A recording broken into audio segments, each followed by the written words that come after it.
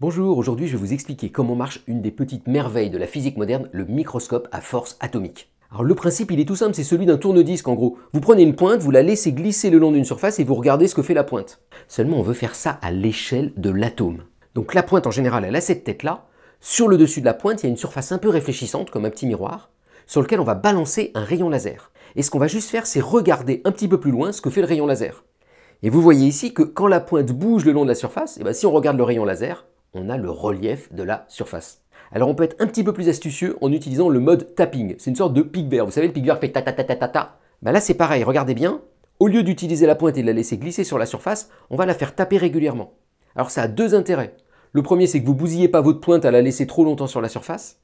Et le deuxième c'est qu'en lui faisant faire ce mouvement très régulier, vous savez exactement la fréquence à laquelle elle va bouger. Et donc ça vous permet de gagner sur le bruit, d'avoir une mesure plus précise.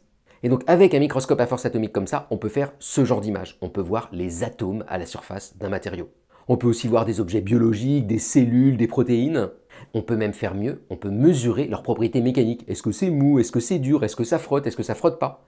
Pour ça, il suffit de voir ce que fait la pointe quand on approche de la surface. Par exemple, quand on approche doucement de la surface, est-ce que soudain la pointe est attirée ou pas? Est-ce qu'elle est repoussée violemment? Et donc on peut faire de la mécanique à l'échelle de l'atome. Bonne journée!